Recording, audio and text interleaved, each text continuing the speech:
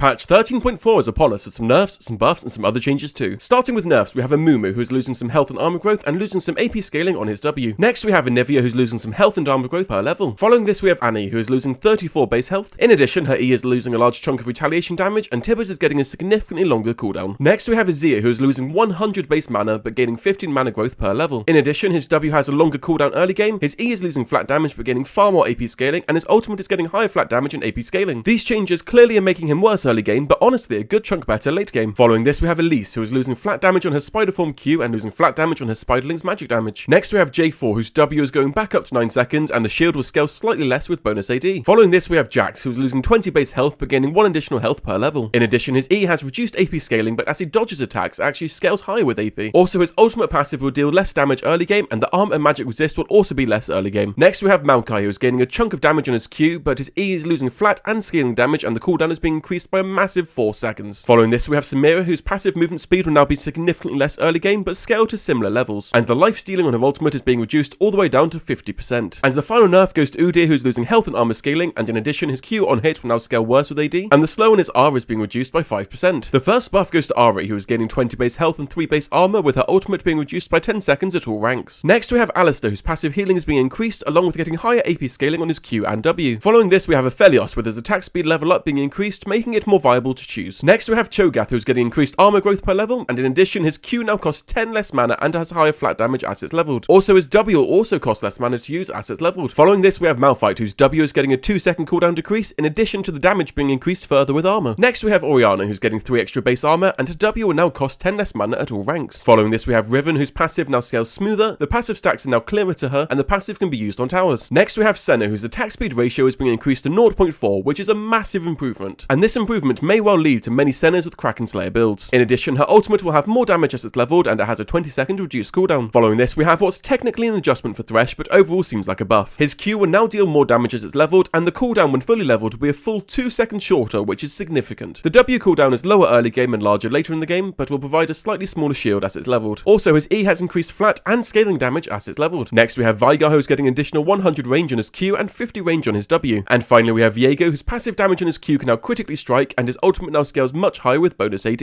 As for item changes, Demonic's damage against stronger monsters is now capped at 40 per second. Doran's shield is losing 2 health regen per 5 seconds. We have health regen buffs for Relic Shield and Shoulder Guards with nerfs to the charge time of Sickle and Spell Thief's gold gen, as well as mana reduction on Spell Thieves. Magical Footwear will now sell for less, and Treasure Hunter will now provide 100 less gold in total, which is pretty significant. We also have some jungle changes with Rift Held no longer soft resetting. Gromp will have less health and you heal more for monster kills. And finally we get 5 more skins for the Astronaut line which go to Fizz, Kennen, Ivan, Singed and Zerath.